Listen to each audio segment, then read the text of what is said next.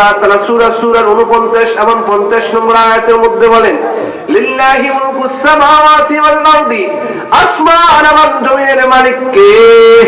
আর জোরে বলেন কে?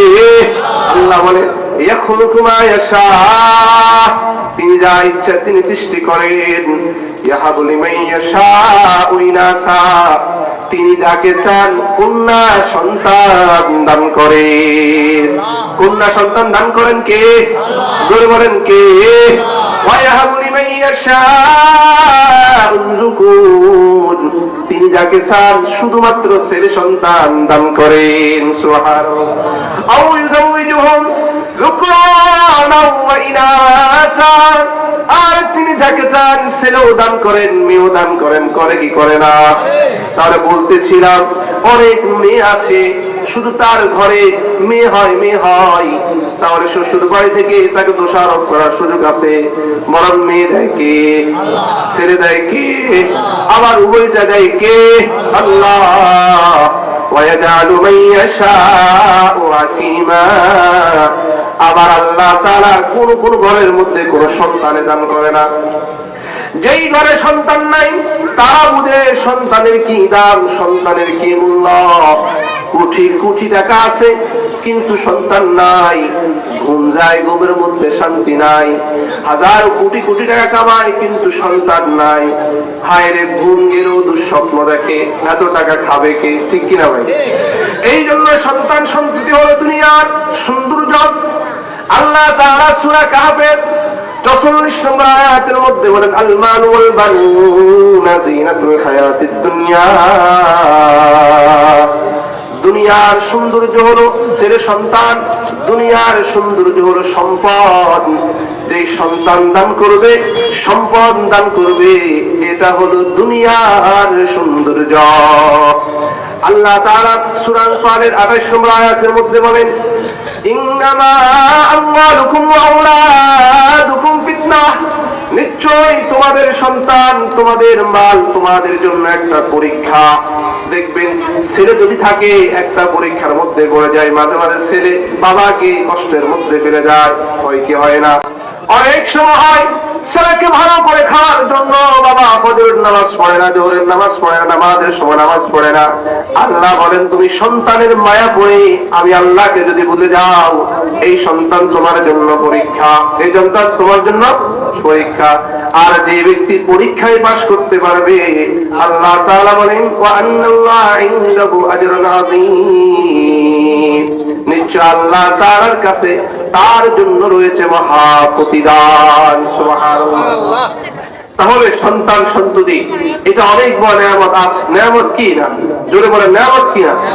আর সেই নিয়ামত আমাদের কাছে আমানত, আর সেই আমানতের দায়িত্ব আমাদেরকে পালন করতে হবে।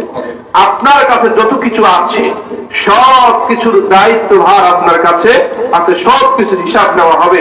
বুখারী শরীফের 7138 নম্বর হাদিসের মধ্যে রয়েছে, আন আব্দুল্লাহ ইবনে ওমর রাদিয়াল্লাহু তাআলা আনহুমা قال قال رسول الله صلى الله عليه وسلم ألا كلكم راع وكلكم مسؤول عن رعيته, সাবধান সাবধান, তোমাদের অধীনস্থ যা কিছু আছে সব বিষয়ে তোমাদেরকে প্রশ্ন করা হবে।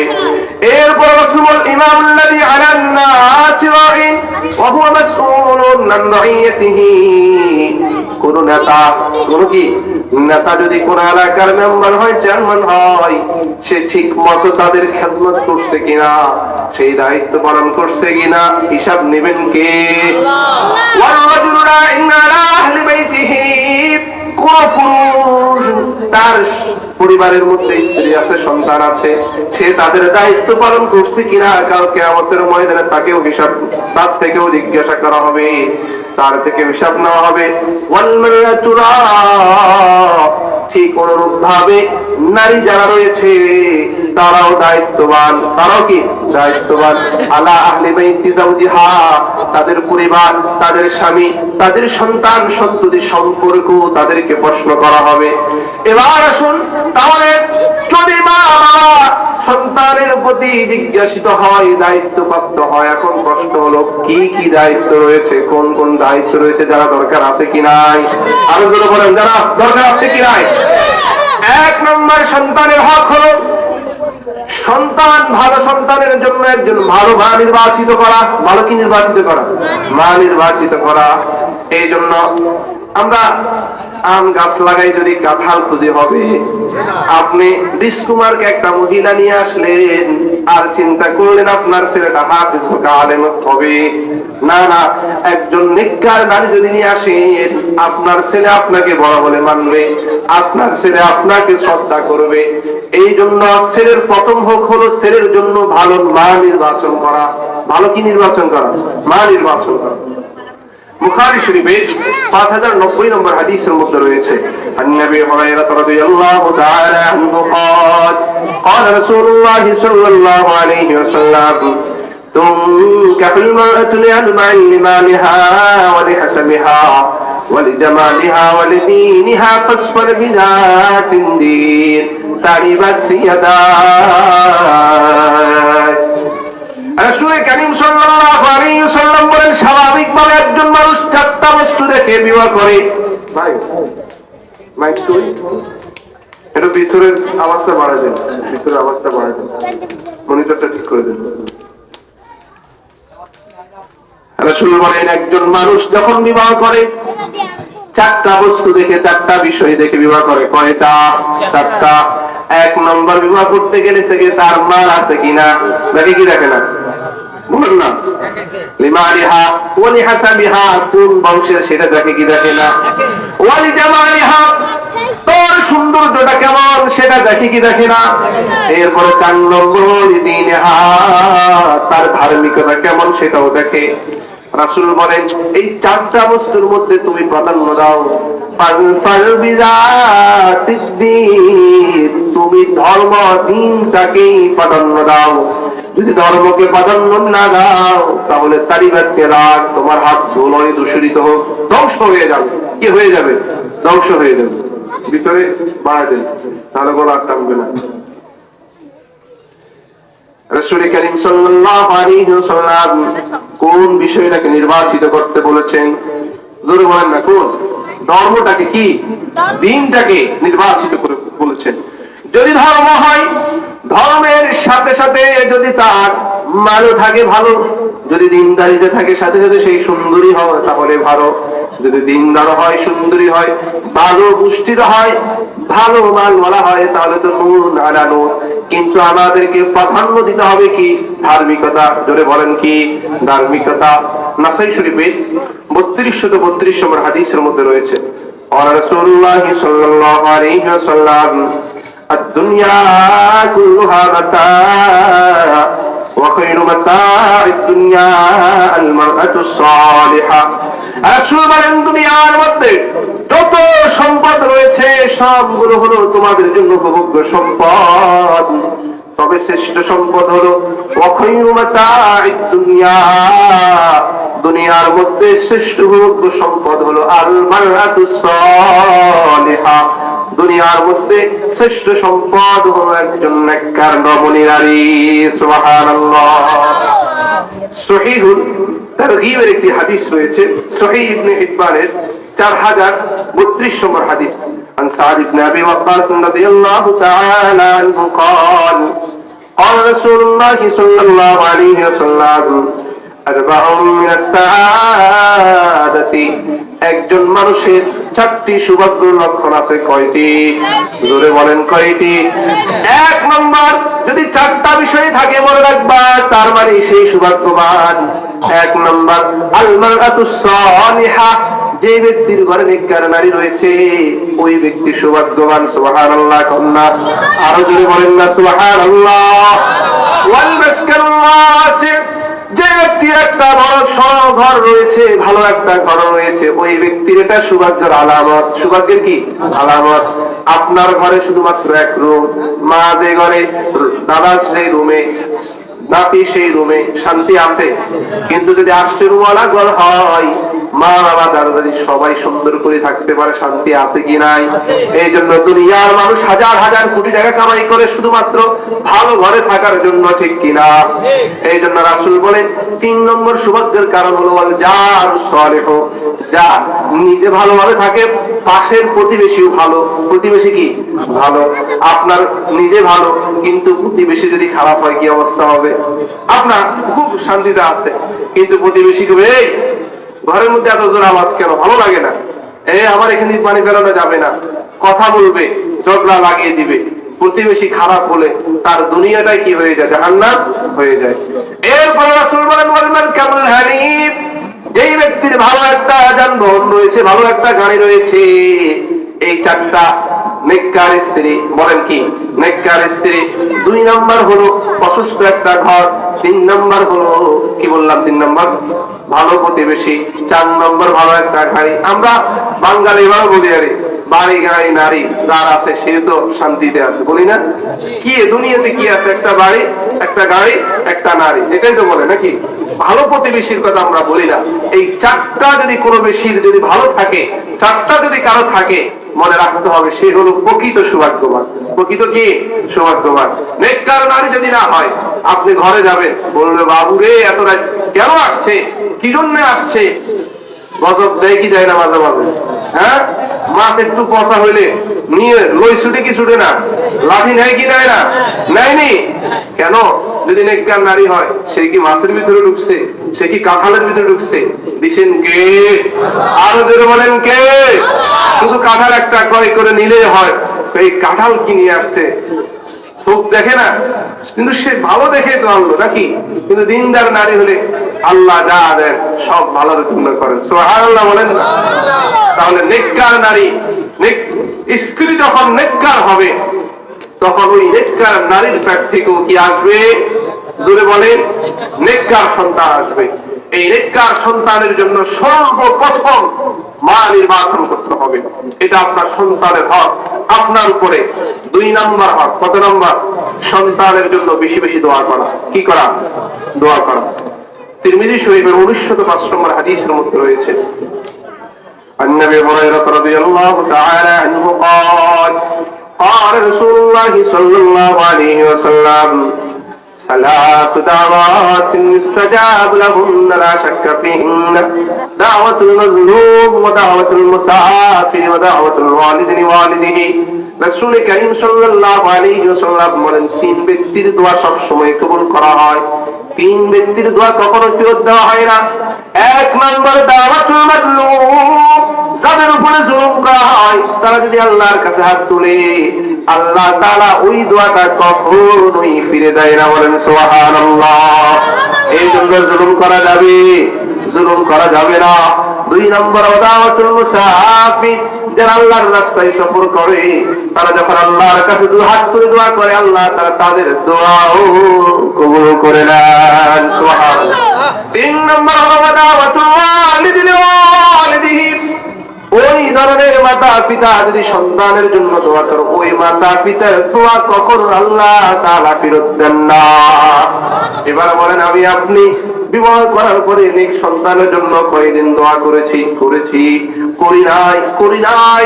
সন্তান যখন হবে তখন কি আমরা দোয়া করেছি? করি নাই। এই জন্য আমাদের সন্তান সেভাবে নেককার হচ্ছে না। সন্তানের জন্য দোয়া করতে হবে। কি করতে হবে? দোয়া করতে হবে। আল্লাহ তাআলা সূরা ফুরকানের ৭৪ নম্বর আয়াতের মধ্যে বলেন, দোয়াটা শিখেন, ভালো করে শিখেন। রব্বানা হাব লানা মিন আজওয়াজিনা ওয়া যুররিয়াতিনা কুররাতা আয়ুনিন ওয়াজআলনা লিল মুত্তাকিনা ইমামা।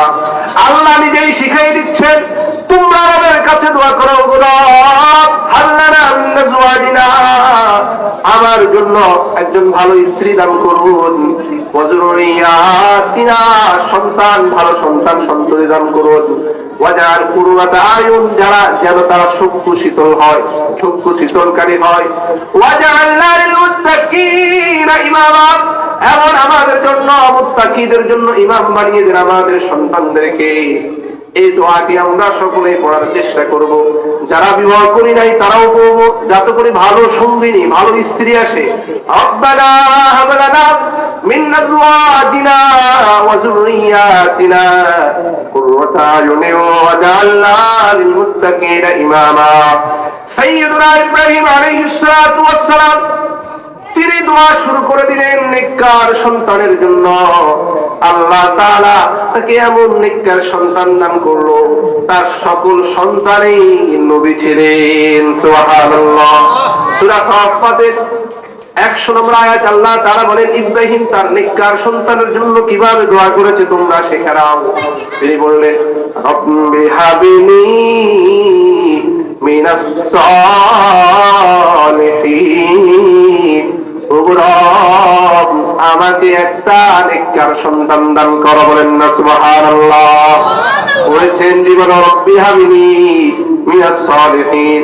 আমার মুখে মুখে বলেন রব্বি, জোরে বলেন রব্বি হাবলি, হাবলি রব্বি হাবলি, রব্বি হাবলি, জোরে বলেন না রব্বি হাবলি মিনাস সালিহিন, মিনাস সালিহিন। যখন হাত তুলবেন আল্লাহর কাছে বলবেন, রব্বি হাবলি মিনাস সালিহিন, ও রব আমার যে সন্তানটা আছে তাকে নেককার বানিয়ে দিন, অথবা আমার সন্তান নাই, আমাকে একটা নেককার সন্তান দান করুন। দোয়া করেছেন কে? নবী ইব্রাহিম। নবী ইব্রাহিম আলাইহিস সালাতু ওয়াস সালাম আয়াতে বলেন, সূরা ইব্রাহিমের 35 নম্বর আয়াতে, রব্বি জাআল হাযা বালাদান আমিনা ওয়াজনুবনি ওয়া বানিয়া আন না'বুদাল আসনাম ওয়া ইয ক্বালা ইব্রাহিম। ও নবীজি, আপনি ইব্রাহিম ওই কথার সময়ের কথা স্মরণ করুন। ইব্রাহিম যখন দোয়া করলো, রব আমার শহরটাকে নিরাপদ বানান আর আমার সন্তানকে মুক্তি পূজারী থেকে হেফাজত করেন। সুবহানাল্লাহ। ইব্রাহিম আলাইহিস সালাতু ওয়াস সালাম দোয়া করেছেন সূরা ইব্রাহিমের 40 নম্বর আয়াত, রব্বি জাআলনি মুকিমাস সালাতি ওয়া মিন যুররিয়্যাতি রব্বানা ওয়া তাকাব্বাল দুআ। তিনি দোয়া করেছেন, ও রব আমাকে নামাজওয়ালা বানিয়ে দেন। দোয়া করেন কে? ইব্রাহিম। দোয়া করতেছেন কে? ইব্রাহিম। ও রব আমাকে নামাজওয়ালা বানিয়ে দিন, ওয়া মিন যুররিয়্যাতি, আমার আনেওয়ালা যত সন্তান আসবে তাদেরকেও আপনি নামাজওয়ালা বানিয়ে দিন। সুবহানাল্লাহ। এবার বলেন, আমি আমার সন্তানের জন্য এভাবে কয়বার দোয়া করেছি, কতদিন দোয়া করেছি, আল্লাহ আমাকে নামাজওয়ালা বানান, আমার সন্তান সন্ততিকে নামাজওয়ালা খোলাকওয়ালা বানান। দোয়া করছি, করি নাই। রব্বানা ওয়া তাকাব্বাল দুআ। আর নবী ইব্রাহিম বলল, রব আপনি আমার দোয়াটা কবুল করেন। নবী যাকারিয়া আলাইহিস সালাতু ওয়াস সালামের নাম শুনছি কি শুনি নাই? শুনছি। জোরে বলেন না। সূরা আলে ইমরানের 38 নম্বর আয়াতের মধ্যে আসছে, ذلك زكريا ربه قال رب هب لي من لدنك ذرية طيبة إنك سميع الدعاء। যখন তার বৃদ্ধ বয়স হয়ে গিয়েছে, কোন সন্তান সন্ততি নাই, তিনি মারিয়ামের ঘরে গেল। মৌসুম নয়, তারপর মৌসুমহীন ফলমূল।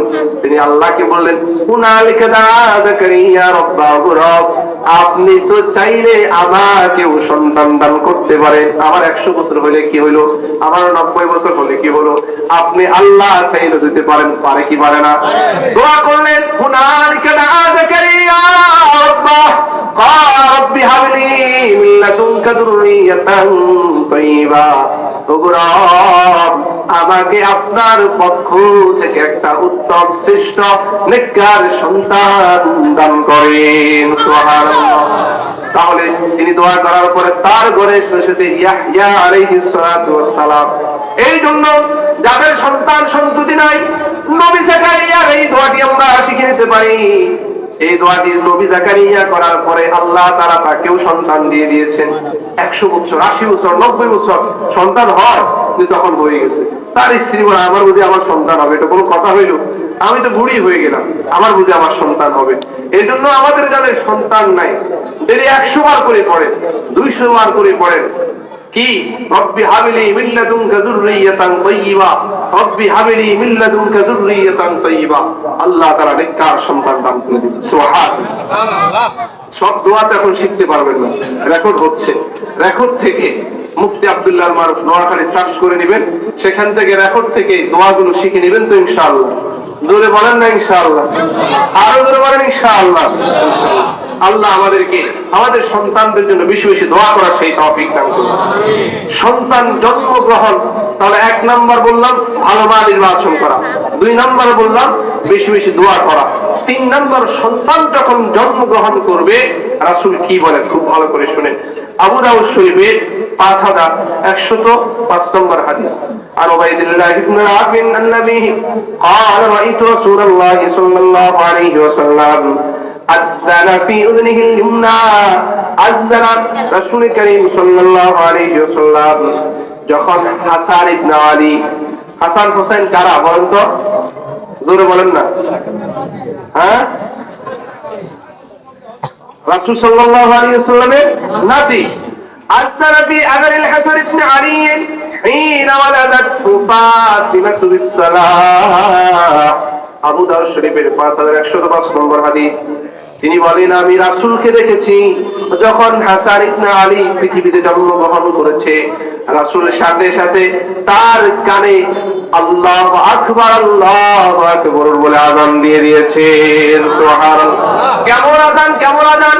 বিসসালাত, সালাতের জন্য আমরা যে আযানটা দিই সেই আযানটাই দিয়ে দিয়েছেন, সেই আযানটাই দিয়ে দিয়েছেন। অর্থাৎ পৃথিবীতে কোন সন্তান যখন জন্মগ্রহণ করে আল্লাহু আকবার আল্লাহু আকবার, আল্লাহর বরত্ব শুনিয়ে দিবে। কার বরত্ব? আরো জোরে বলেন কার? আরো জোরে বলেন কার?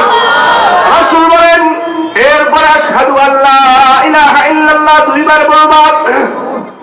এই 2 বার বলার মধ্যে দিয়ে মেসেজ হলো আমি সাক্ষী দিচ্ছি আল্লাহ ছাড়া কোনো মাবুদ নাই, আল্লাহ ছাড়া কোনো মাবুদ আছে।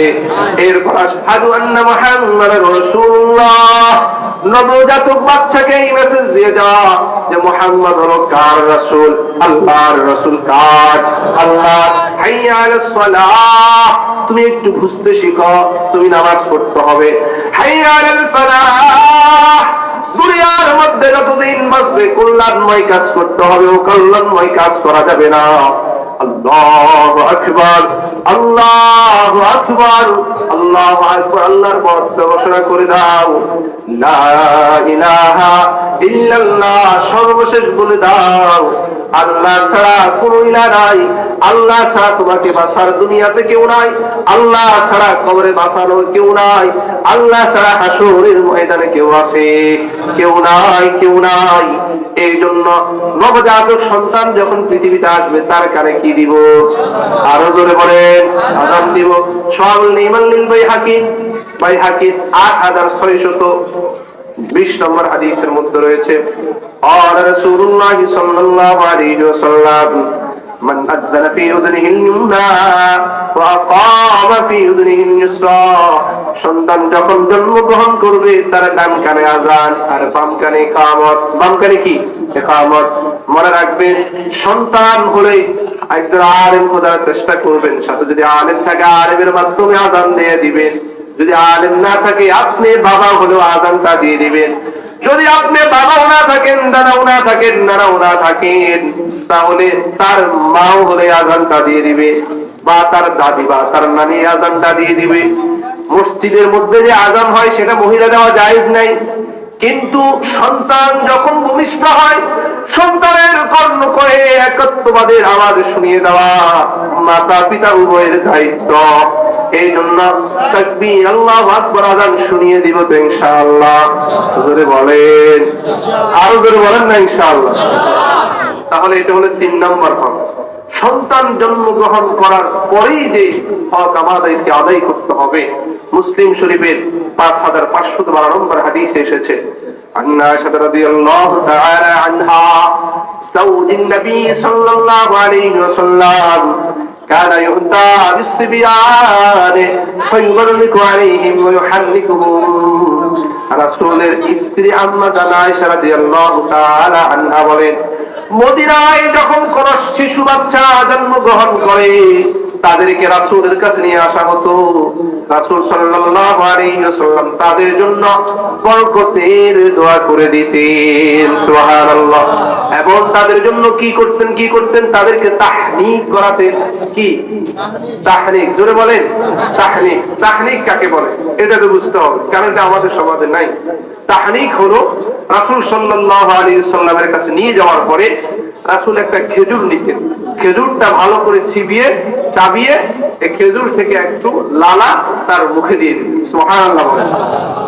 বা মধু, এই ধরনের কোনো কিছু দিলে বিজ্ঞানীরা বলে সন্তানের ব্রেন অনেক বেশি পরিষ্কার হয়, অনেক বেশি কি থাকে? পরিষ্কার থাকে। তো এখন তো নবী নাই, এখন আমি একজন মুত্তাকি আলেমে দ্বীনের নিকটে সন্তান যখন হব, তার কাছে একটা খেজুর নিয়ে যাব, বা সন্তানকে তার কাছে নিয়ে যাব, তার থেকে খেজুর ছিবানো একটু লালা তার মুখে দিব। এটা হলো সন্তানের অন্যতম হক। এটা আমরা কেউ আদায় করিনি। আমরা কি করি? সন্তান হলে একটা তাগিনি আর এক বোতল তেল নি, এক বোতল পানি হুজুরের কাছে নিয়ে দেয়, অথচ এটার কথা হাদিসে। কিন্তু হাদিসে আছে তাহনিক করানোর বিষয়টা, এটা আমরা কেউ করাই না। করাবো তো ইনশাআল্লাহ। জোরে বলেন না ইনশাআল্লাহ। ইনশাআল্লাহ আপনার ভাই আলেম বা আশপাশের কেউ ভালো আলেম, তাদেরকে নিয়ে যাবেন যখন সন্তান হবে। আমি আমার যত ভাগিনা আছে সবাইকে আমি নিজে তাহনিক করাই, আমার ছেলে মেয়ে আমি নিজে তাহনিক করাইলাম। অর্থাৎ আপনার প্রতিবেশী কেউ থাকলে তার মাধ্যমে তাহনিক করে নেবেন, যে বেশি তাকওয়াবান মুত্তাকি। পারবেন তো ইনশাআল্লাহ? জোরে বলেন না ইনশাআল্লাহ। আরো জোরে বলেন ইনশাআল্লাহ। তাহনিক নিয়ে লম্বা আর কিছু ঘটনা আছে, যেহেতু সময় সংক্ষিপ্ত এতটুকু সময় দেওয়ার আমাদের সুযোগ নেই। এটা হলো 4 নম্বর তাহনিক। এটাকে কি বলা হয়? তাহনিক। 5 নম্বর হলো সন্তান জন্মের 7ম দিন আকিকা করতে হবে। কি করতে হবে? আকিকা করতে হবে। নাসাই শরীফের 4220 নম্বর হাদিস, রাসূলুল্লাহ সাল্লাল্লাহু আলাইহি ওয়াসাল্লাম কুল্লু গুলামিন রাহিনুন বিআকিকাতিহি তুসবাহু আনহু ইয়াওমা সাবিহি ওয়া ইউহলাকু রাসুহু ওয়া ইউসাম্মা। রাসূল বলেন, প্রত্যেক সন্তানের সাথে, প্রত্যেক গোলামের সাথে, প্রত্যেক সন্তানের সাথে আকিকা নির্ধারিত রয়েছে। কি নির্ধারিত? আকিকার সাথে নির্ধারিত রয়েছে তুসবাহু আনহু, এবং 7ম দিনে তার জন্য বকরি জবাই করতে হবে, তার জন্য আকিকা দিতে হবে। এরপরে কি করবে? তার মাথা মুন্ডন করতে হবে। কি মুন্ডন করবে? মাথা মুন্ডন করবে। 7ম দিনে তার জন্য একটা নাম রেখে দিবে। প্রথম কথায় আসেন, ছেলে সন্তান হলে 2টা, ছেলে সন্তান হলে কি 2টা ছাগল, ছেলে সন্তান হলে 2টা ছাগল, আর মেয়ে হলে একটা, যেটি নাসাই শরীফের 4216 নম্বর হাদিসের মধ্যে রয়েছে। রাসূলুল্লাহ সাল্লাল্লাহু আলাইহি ওয়াসাল্লাম আনিল গুলামি শাতান মুকাফাতান ওয়া আনিল জারিয়াতি শাতুন। যদি ছেলে হয় তাহলে 2টা বকরি দিবে, আর যদি মেয়ে হয় কয়টা? একটা। যদি আপনার যদি সেই সামর্থ্য থাকে ছেলের জন্য 2টা না দিয়ে একটা দিলেও দিতে পারবেন, একটা দিলেও দিতে পারবেন। সেটা পাইছি কোথায়? সেটাও আছে হাদিসের মধ্যে। তিরমিজি শরীফের 1915 নম্বর হাদিসের মধ্যে, 1519 নম্বর হাদিসের মধ্যে রয়েছে, আর রাসূলুল্লাহ সাল্লাল্লাহু আলাইহি ওয়াসাল্লাম মানিল হাসান বিশাতিন। রাসূল সাল্লাল্লাহু আলাইহি ওয়াসাল্লাম হাসান রাদিয়াল্লাহু তাআলা আনহুর আকিকা দিলেন একটা ছাগল দিয়ে। কয়টা? জোরে বলেন কয়টা? একটা। তাহলে সন্তানের 5 নম্বর হক হলো 7ম দিনে কি করা? আকিকা করা। কি করা? আকিকা করা। বলবেন হুজুর 7ম দিনে আমার কাছে টাকা নাই, তখন কবে করব?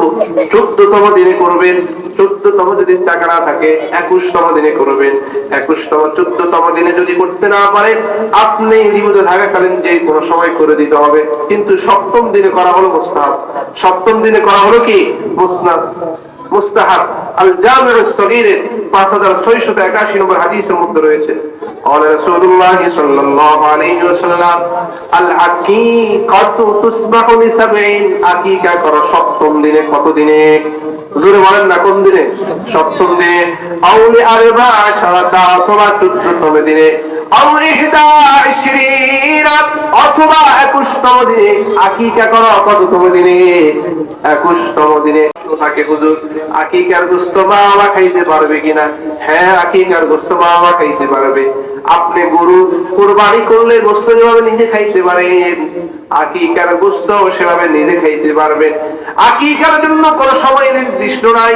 সপ্তম দিনে যদি করতে পারেন ভালো, আর না হয় 14তম দিনে করবেন, আর না হয় 21তম দিনে করবেন। যদি আপনার সামর্থ্য না থাকে, যখন সামর্থ্য হয় তখন করবেন। পারবেন ইনশাআল্লাহ? জোরে বলেন না ইনশাআল্লাহ? 6 নম্বর এই হাদিসের মধ্যে আসছে, নাসাই শরীফের 4220 নম্বর হাদিস, ওয়ায়ুহলাকু রাসহু ওয়া ইউসাম্মা। সপ্তম দিনে নিঃসন্তানদের চুল চাষা। চুল কি করা? চাষা। চুল চাষা। তিরমিজি শরীফের 1519 নম্বর হাদিসের মধ্যে এসেছে। قال رسول الله صلى الله عليه وسلم للحسن بشاة وقال يا فاطمة احلقي رأسه وتصدقي بزينة شعره فضة। রাসূল সাল্লাল্লাহু আলাইহি ওয়াসাল্লাম হাসান রাদিয়াল্লাহু তাআলা আনহুর জন্য একটা ছাগল দিয়ে আকিকা করেছেন। এরপর তিনি বলেন, ওগো ফাতেমা, ইহলিকি রাসাহু, তুমি তার মাথার চুল চাছো। কি চাছো? কি চাছো? আপনারা আমার কথা বুঝেন না? এই কি চাছো বলছে?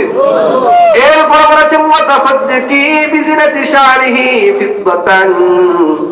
এরপরে রাসূল বলেছেন তার চুল চেষে ওই চুল পরিমাণ রূপ্য তুমি সদকা করে দাও। সুবহানাল্লাহ। এবারে বলেন, আমার সন্তান জন্মের পরে আমি প্রথমবার যে চুল কাটলাম, যে চুল চাষলাম, এই পরিমাণ স্বর্ণ রূপা, স্বর্ণ নয় রূপা, আমি কি রূপা আল্লাহর রাস্তায় সদকা করেছি? করছিনি? তো কে করবে? আমি করব? জোরে বলেন না। যার সন্তান সেই করবে। আমরা এখানে মাঠে যারা আছি, দেখি তো কে কে আছেন নিঃসন্তান জন্মের পরে প্রথমবার চুল চাষার পরে ওই চুলগুলো রূপা আমরা সদকা করেছি। কে কে আছে দেখি তো ইনশাআল্লাহ। কেউ আছে? হ্যাঁ, কেউ নাই। এখানে কয়েকশো মানুষ, পুরা প্যান্ডেল পুরা, কেউ দেন নাই। এটা কি আসলে জানেন না এই জন্য দেন নাই, নাকি জানি এই জন্য দেন না? কি করেন নাই? জানেন নাই এই জন্য দিতে পারেন না নাকি? তারা আজকে জানলেন তো, আজকে জানার পর থেকে আমল করবেন তো ইনশাআল্লাহ।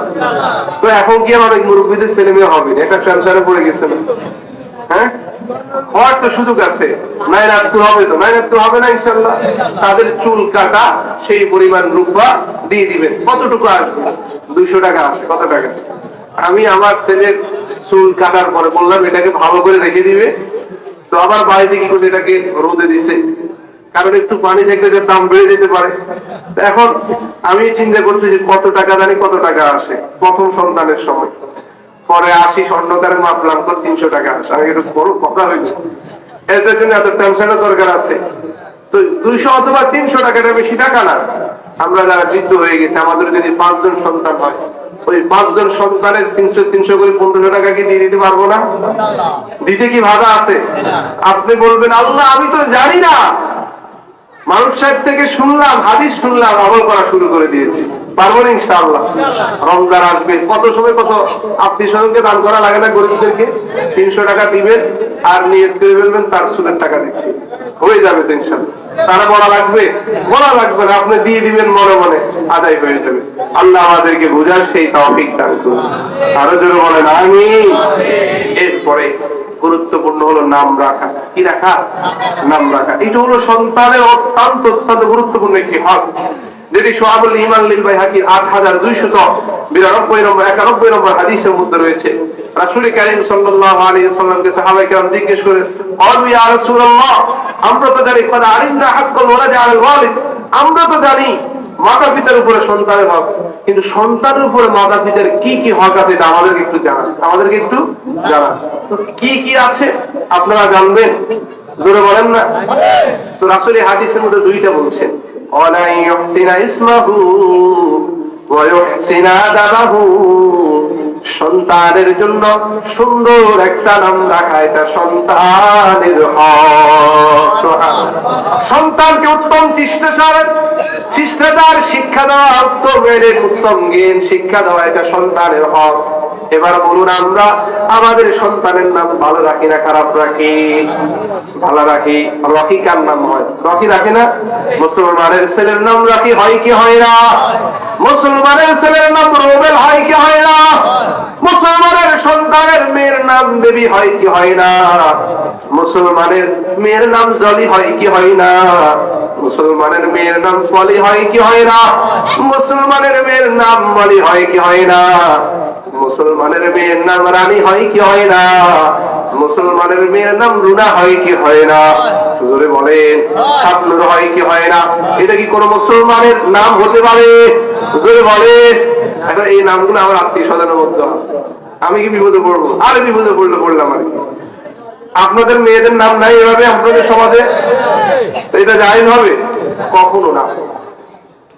আবু দাউদ শরীফের মধ্যে রয়েছে রাসূল কারীম সাল্লাল্লাহু আলাইহি ওয়াসাল্লাম স্পষ্ট বাণী, আবু দাউদ শরীফের 4948 নম্বর হাদিস।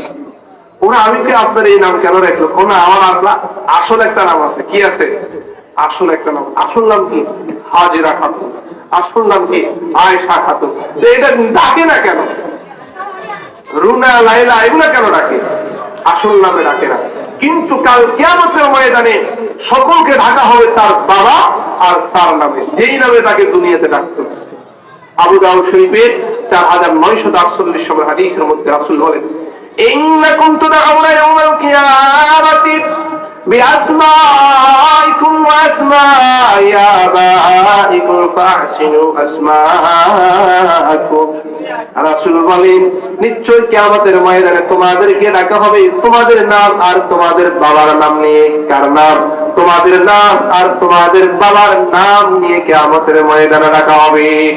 অতএব যখন তোমার নাম ডাকা হবে, তোমার নামটা যদি হিন্দুদের সাথে মিলে যায়, তোমার নামটা যদি ইহুদিদের সাথে মিলে যায়, তোমার নামটা যদি মুসলিমের খাতায় নাম না থাকে, তাহলে সেই ডাকের মধ্যে সেই শরম পাবে কি পাবে না? লজ্জা পাবে কি পাবে না? বলে তোমার নাম কি? বলে হুজুর এই মাদ্রাসায় নাম দেয় সাইফুল ইসলাম। মাদ্রাসার নাম কি দেয়? জোরে বলেন না। সাইফুল ইসলাম। তার বাড়িতে ডাকে রকি। বাড়িতে ডাকে কি? রকি। ওই সাইফুল ইসলাম 2 দিন মাদ্রাসায় আসে নাই। কয়দিন? 2 দিন। এবার হুজুর গেল সাইফুল ইসলামের সন্ধানে, বাড়িতে আশপাশে গিয়ে কি বললো, সাইফুল ইসলামের বাড়ি কোনটা? কেউ চিনে না। ওই বাড়িতে গিয়ে জিজ্ঞেস করে, ভাই সাইফুল ইসলাম কে? সাইফুল ইসলাম বাড়িতে আছেন। তার চাচাও চিনে না, জ্যাঠাও চিনে না। পরে কি ওই যে পাঞ্জাবি গায়ে মাদ্রাসার ছেলেটা, ও তার নাম তো সাইফুল না, এই বাড়িতে রকি নামের একটা ছেলে থাকে। বলে কি বলেন? তাহলে সেই মাদ্রাসার নাম পরিবর্তন করে দিল, বাইরে তারা ঠিক মতো রকি। এগুলো তো মানে আমাদের এলাকায় কুত্তারে ডাকে, ডাকে না রকি রে? বা আমি বিদ্যালয় বলছি, আমার কথা হলো আমাদের পাশের একটা কুত্তারে রকি। এটা আসলে কাউকে অপমান করা না। মুসলমানের নাম কেমন হবে? আবু দাউদ শরীফের 4949 নম্বর হাদিসের মধ্যে রয়েছে, রাসূল বলেন, আহাব্বুল আসমাই ইলাল্লাহি আব্দুল্লাহ ওয়া আব্দুর রহমান। আল্লাহর কাছে সবচেয়ে প্রিয় নাম হলো আব্দুল্লাহ আর আব্দুর রহমান। সুবহানাল্লাহ। জোরে বলেন না সুবহানাল্লাহ। আর আল্লাহ তাআলার কাছে সবচেয়ে প্রিয় নাম হলো ওয়াসাম্মু বিআসমাইল আম্বিয়া। তোমরা তোমাদের সন্তানের নাম যখন নবীদের নামে নামকরণ করে, কোন কার নামে? নবীদের নামকরণ করে। তোমার সন্তানের নাম রাখো মুসা, তোমার সন্তানের নাম রাখো ঈসা, তোমার সন্তানের নাম রাখো দাউদ, তোমার সন্তানের নাম রাখো মুহাম্মদ, তোমার সন্তানের নাম রাখো ইউসুফ, তোমার সন্তানের নাম রাখো সুলাইমান, দাউদ, ঈসা, ইউনুস, ইউসুফ, ইব্রাহিম, তোমার সন্তানের নাম রাখো নূহ আলাইহিস সালাতু ওয়াস সালাম। কিন্তু আমরা সন্তানের নাম এমন আধুনিক নাম রাখি যেটা ইসলাম সমর্থন করে না, মুসলিম সমর্থন করে না। আমাদের সমাজে এমন হয় কি হয় না? মনে রাখবেন, নামের বিশাল এক প্রভাব রয়েছে। নামের বিশাল এক অভাব রয়েছে। একটা ছেলের নাম যদি সাকিব হয়, সে একটু পর্দার আড়ে গেলে সাকিব খানের মধ্যে ঠাস ঠুস ঠুস ঠাস করার চেষ্টা করে। একটা ছেলের নাম যদি তামিম হয়, সে তামিম ইকবাল কিভাবে ব্যাট চালায়, সে চিন্তা করে আমি তামিম ইকবালের মতো ব্যাট চালাইবো। অর্থাৎ নাম যেটা, ওই নামের একটা বল আছে কি নাই? জোরে বলেন আছে কি নাই? আমার নাম মারুফ। আমার নাম কি? মারুফ। ওই 2014 সালে একজনকে বললাম, ছোট ছিলাম তো, একজনকে ফেসবুক খুলে দেন, সে নাম দিয়েছে কাজী মারুফ। ওরে বাবুরে, এখন কাজী মারুফ তো একজন নায়ক আছে। এই যে নামের একটা প্রভাব পড়ে কি পড়ে না? জোরে বলেন। অবশ্যই মারুফ। আল্লামা মারুফ কারখি রহমতুল্লাহ বিশাল বড় আল্লাহ ওলিদের নাম আছে আমার নামের সাথে। যাই হোক, এই জন্য আমি নাম রাখবো করবো আলেমের সাথে মিলিয়ে। আমি নাম যদি বলে আয়েশা রাখতে কয়, এটা পুরাতন নাম। এটা কি নাম? পুরাতন নাম। এটা আপডেট নাম রাখবে। কি নাম রাখবে? আপডেট, নতুন নাম রাখবে। তো নতুন নাম কি রাখে? লিপি। কি রাখে? শেফালি। কি রাখে? শেফালি। এটা কোনো কথা হইল? লিপি শেফালি, এটা বুঝি সুন্দর। আয়েশা কথা আধুনিক, চির আধুনিক, চির নতুন। আমার মেয়ের নাম আমি আয়েশা রেখেছি। একটা মেয়ের নাম যখন আয়েশা হবে, সে চিন্তা করবো আয়েশা কিভাবে চলেছে, আমাকেও সেভাবে চলতে হবে। একটা মেয়ের নাম যখন মারিয়াম হবে, সে চিন্তা করবে আমাকে মারিয়ামের মতো চলতে হবে। একটা মেয়ের নাম যখন খাদিজা হবে, সে চিন্তা করবে খাদিজা এমন জীবন যাপন করেছে, আমাকেও সেভাবে জীবন যাপন করতে হবে। ঠিক না ভাই? জোরে বলেন না? এই জন্য নামের মধ্যে আমাদেরকে অবশ্যই খুব খেয়াল করতে হবে। আমার নাম সন্তানের কি রাখছি, এই নাম যাতে করে কুপ্রভাব যদি সন্তানের না পড়ে। ভালো নাম, কিন্তু এই ভালো নামটা এখন হইতে হইতে খারাপ প্রসিদ্ধ হয়ে গেছে। খারাপই কি হয়ে গেছে? প্রসিদ্ধ হয়ে গেছে। ফেরাউন, এটাই খারাপ না? ফেরাউন বলা হয় মিশরের যারাই প্রধান, তাদেরকে কি বলা হইতো? ফেরাউন বলা হইতো। এখন এই দুনিয়ার কেউ কারো সন্তানের নাম ফেরাউন রাখে? কেন রাখে না? এটা খুব খারাপ এক লোকের নাম, লোকের সাথে মিশ্রিত হয়ে গেছে। এই জন্য কেউ কারো সন্তানের নাম ফেরাউন রাখে না।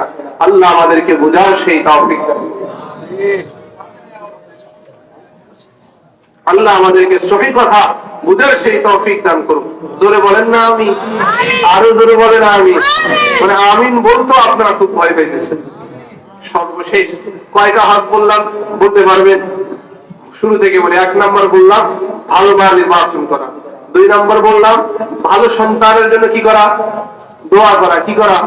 3 নম্বর সন্তান জন্মগ্রহণ করার পরে দান কানে আযান বাম কানে ইকামত দেওয়া। 4 নম্বর তাহনিক করানো। কি করানো? তাহনিক করা।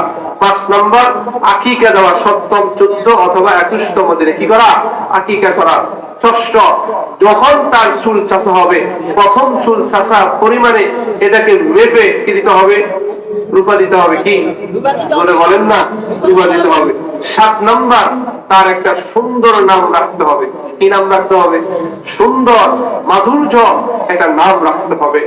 এরপরে আরেক হাদিসের মধ্যে এসেছে, রাসূল করিম সাল্লাল্লাহু আলাইহি ওয়াসাল্লাম যিনি মুসনাদ আব্দুর রাজ্জাকের 9255 নম্বর হাদিসের মধ্যে রয়েছে, রাসূল করিম সাল্লাল্লাহু আলাইহি ওয়াসাল্লাম বলেন, হাক্কুল ওয়ালাদি আলাল ওয়ালিদ, মাতা পিতার উপরে সন্তানের হক হলো আইয়ু আল্লিমাহুল কিতাব, সন্তানকে কিতাব শিক্ষা দেওয়া। সন্তানকে কিতাব শিক্ষা দেওয়া। আবার বলি হাদিসটা, হাক্কুল ওয়ালাদি আলাল ওয়ালিদি, মাতা পিতার উপর সন্তানের হক হলো কি? আইয়ু আল্লিমাহুল কিতাব, তাকে কিতাব শিক্ষা দেওয়া। কি শিক্ষা দেওয়া? জোরে বলেন, আরো জোরে। কিতাব বলতে কি? মহাগ্রন্থ আল কোরআন। মহাগ্রন্থ আল কোরআন। সূরা তাহরিমের 6 নম্বর আয়াতের মধ্যে আল্লাহ তাআলা বলেন, ইয়া আইয়ুহাল্লাযীনা আমানু কু আনফুসাকুম ওয়া আহলিকুম নারা, হে ইমানদারগণ তোমরা নিজেরা বাঁচো, তোমরা নিজেরা বাঁচো, ওয়া আহলিকুম নারা, এবং তোমরা নিজেদেরকে নিজেদের পরিবার সহ সকলকে আগুন থেকে বাঁচাও। সুবহানাল্লাহ। এই দুই একজন বসে বসে জুড়ে, কেন জুড়ে জানেন? এরা শুনছে যে আজকে এখানে বিরিয়ানি দিবে। কি শুনছে? বিরিয়ানি দিবে। তো মানুষ একটু ঘুমাইলে কি লাগে? খিদা লাগে। এরা এখন আর ওয়াজ শুনে না, এরা এখন কি করে একটু ঝিমায়, যাতে করে একটু খিদা লাগে। আপনার খিদা বেশি লাগলে কি আপনাকে 2 পোলটা দিবে? 1 পোলটাই তো দিবে, 2 পোলটা তো দিবে। অতএব জুরি কোনো লাভ নাই। আমও যাইব, সালাও যাইব। হয়তো আপনি ঘুমের মধ্যেই থাকবেন, বিরিয়ানি মানুষ চলে যাবে। এই জন্য যারা আছেন ঘুম থেকে উঠে তাড়াতাড়ি চলে আসেন। আল্লাহ আমাদেরকে বুঝার সেই তৌফিক দান করুন। কেউ ঘুমাবেন না, ওয়াজ শুনতেছেন তো ইনশাআল্লাহ। তাহলে আমরা 8 নম্বর হক আলোচনা করতেছি। সন্তানের হক হলো সন্তানকে কোরআন শিক্ষা দেওয়া। কি শিক্ষা দেওয়া? কোরআন শিক্ষা দেওয়া। এই আয়াতের তাফসীরের মধ্যে রয়েছে আলী ইবনে আবি তালিব রাদিয়াল্লাহু তাআলা বলেন যে সন্তানকে নিজে বাঁচাবে এবং সন্তানকে বাঁচাবে কি করে? আয়ালিমুহুম ওয়াদিবুহুম, তোমরা তোমাদের সন্তানদেরকে কোরআন শিক্ষা দাও। সুবহানাল্লাহ। ওয়াদিবুহুম, তোমরা তোমাদের সন্তানদেরকে শিষ্টাচার শিক্ষা দাও। অতএব তোমার সন্তানকে যদি মানুষের মতো মানুষ করতে চাও, কি শিখাইতে হবে? জোরে বলেন না, আরো জোরে বলেন। এই জন্য বুখারী শরীফের 5027 নম্বর হাদিসের মধ্যে এসেছে, খায়রুকুম মান তাআল্লামাল কুরআন ওয়া আল্লামা, তোমাদের মধ্যে সর্বোত্তম ওই ব্যক্তি যে কোরআন শিখে আবার কোরআন শেখায়। সুবহানাল্লাহ। এই জন্য নিজের সন্তানকে যদি প্রকৃত মানুষ করতে হয়, কি শিখাইতে হবে? জোরে বলেন। কোরআন শিখাবেন তো ইনশাআল্লাহ, আরো জোরে বলেন ইনশাআল্লাহ। সন্তানকে যদি জাহান্নাম থেকে বাঁচাতে চান, কি শিখাইতে হবে? কোরআন শিখাতে হবে। এই জন্য 8 নম্বর হক হলো সন্তানকে কোরআন শেখানো। এবার আবার আগের হাদিসের মধ্যে আসি। মুসান্নিফ ইবনে আবি শাইবা 8991 নম্বর হাদিসের মধ্যে রাসূল বলেন, সাহাবায়ে কেরাম জিজ্ঞেস করেছে, মা হাক্কুল ওয়ালাদি আলাল ওয়ালিদি, মাতা পিতার উপরে সন্তানের হক কয়টি? সন্তানের হক তিনি বলেছেন আইয়ুহসিনা ইসমাহু ওয়া ইউহসিনা আদাবাহু, সন্তানকে উত্তম শিষ্টাচার শিক্ষা দেওয়া। কি শিষ্টাচার? আদব শিক্ষা দেওয়া। মায়ের সাথে কিভাবে কথা বলবে, বাবার সাথে কিভাবে কথা বলবে, দাদার সাথে কিভাবে কথা বলবে, শিক্ষকের সাথে কিভাবে কথা বলবে, মুরব্বির সাথে কিভাবে চলাচল করবে, আচার আচরণ কেমন হবে, শিষ্টাচার শিক্ষা দিবে কে? ধরে বলেন না, সন্তান। আমরা কি করি? সন্তান কোথা থেকে ঝগড়া বিভেদ করে আসলে আমরা বলি, এই আমার সন্তানের কেডা হাত দিল, এটা বলা যাবে না। সন্তানকে বলতে হবে, তুমি কেন ঝগড়া করতে গেলে, আমার মান সম্মানে কেন আঘাত করতে গেলে, তুমি কেন মুরব্বির সাথে অসৎ আচরণ করছো? এই জন্য তিরমিজি শরীফে 1952 নম্বর হাদিসের মধ্যে রয়েছে,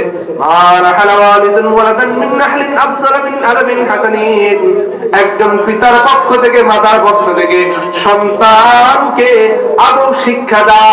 যত এরা গুরুত্বপূর্ণ, যত বড় দান, এর চাইতে বড় কোনো দান হতে পারে না, এর চাইতে বড় কোনো দান হতে পারে না। এটা হলো 9 নম্বর। আর 10 নম্বর হলো এমন, অর্থাৎ সন্তান যখন বিবাহের উপযুক্ত হবে, সন্তানকে বিবাহ করিয়ে দিতে হবে। সন্তানকে বিবাহ করিয়ে দিতে হবে।